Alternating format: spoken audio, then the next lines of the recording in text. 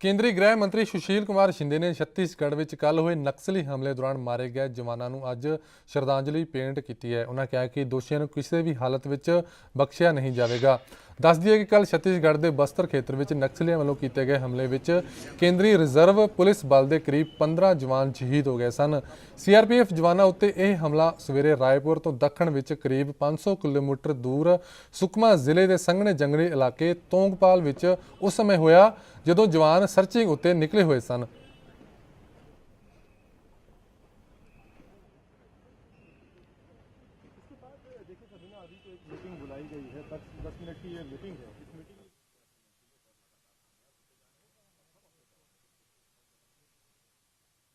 ये जो कल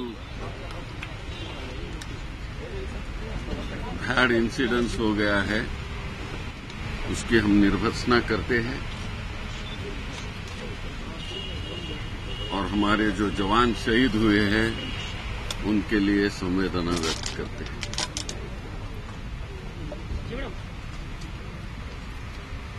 मैंने कल ही कंडेम किया था इस घटना को,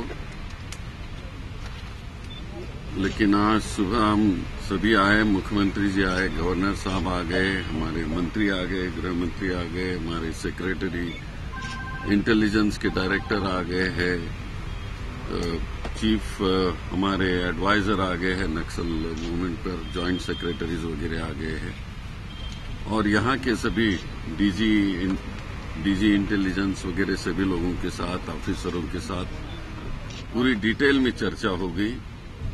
जो पिछले वक्त मई में जो घटना हो गई थी वही एरिया में आज ये दूसरी घटना हो गई है।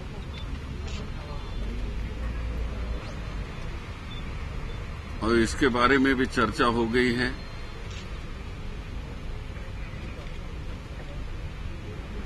हमने ये बताया कि पिछले बार जो कुछ इंस्ट्रक्शन दे दिए थे वो भी अच्छी तरह से फॉलो करना हमारा काम है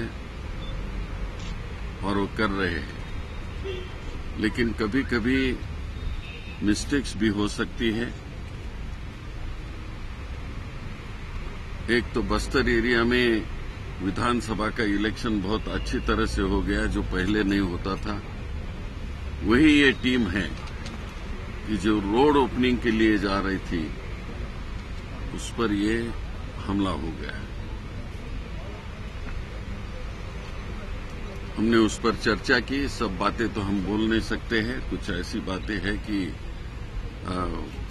जो बता नहीं सकते, लेकिन हम हमारे फोर्स को, मुख्यमंत्री जी को, गवर्नर साहब को, डीजी को और गृह मंत्री को बताया है और हमें पूरी उम्मीद है कि जो हमारे इतनी बड़ी तादाद में मारे गए हैं हमारे जवान, उसका जरूर बदला लिया जाएगा। राजनीति तो नहीं करनी चाहिए, पर मुख्यमंत्री जी को अपना जो राजधर्म है, जो अपना कर्तव्य है, उसका निर्वहन तो करना चाहिए। हमको भाषण देने से क्या फायदा जब उनके माथे पर इतने बड़े बड़े कलंक लगते जा रहे हैं। निर्दोष आदिवासी मारे जाते हैं, हमारे बहादुर सिपाही मारे जाते हैं, एक के बाद एक बड़ी घटनाएं होती हैं, उनके कान में जूं भी नहीं रेंगती। वो केवल उसी दिन जाते हैं जिस दिन यह हादसा होता है, फूल माला चढ़ा के आ जाते हैं, उसके बाद मुड़ के नहीं देखते हैं बस्तर की तरफ। और खुद हम लोगों को भाषण दिया उन्होंने कि आप लोग बाई रोड क्यों जाते हैं, जब हमारे 32 साथी मारे गए तो आप लोग बाई रोड क्यों जाते हैं। मैं तो कभी बाई रोड नहीं जाता हूं, मैं तो हवाई रास्ते से जाता हूं। तो क्या वो समझते हैं कि छत्तीसगढ़ की 2.5-3 करोड़ जनता हवाई रास्ते से ही जाएगी? उनकी कोई सुरक्षा वो नहीं कर सकते हैं? तो कांग्रेस पर दोषारोपण नहीं करें। मैं ये भी सही मानता हूं कि ऐसे समय पे राजनीति की बात नहीं करनी चाहिए, पर जब एक के बाद एक हादसे होते जाते हैं, बड़े से बड़े हादसे होते जाते हैं और कोई परिवर्तन नहीं होता, हर बार ऐसी होता है। आप लोग आते हैं, हमारा वर्जन लेके चले जाते हैं।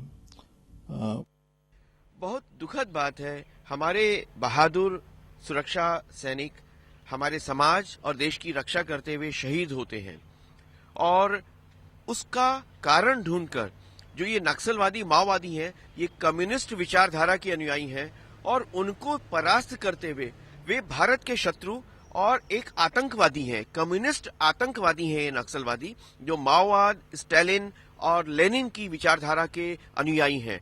उनके विरुद्ध एक शब्द नहीं बोला जाता। उनको हराने, उनको समाप्त करने और भारत की धरती से उनका नामो निशान मिटाने के लिए कोई शब्द नहीं बोला जाता। नहीं, ये बहुत ही गंभीर समस्या है और बड़ी दुखदाई है।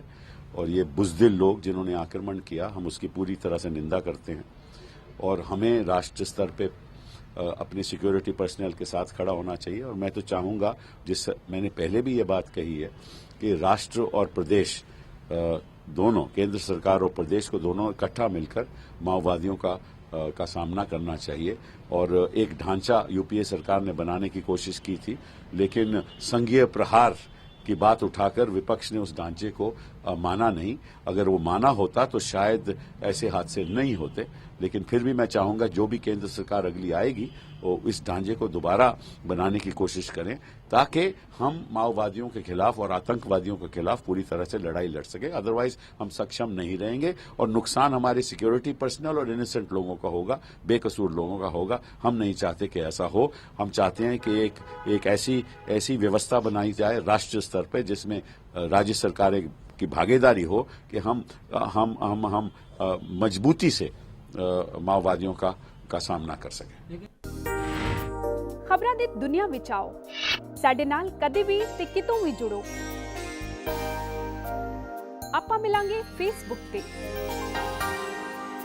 ਅਸੀਂ ਦਿਖਾਂਗੇ YouTube ਤੇ, ਸਾਨੂੰ ਫੋਲੋ ਕਰੋ Twitter ਤੇ। ਖਬਰਾਂ ਨਾਲ ਜੁੜੇ ਰਹੋ ਦਿਨ ਰਾਤ।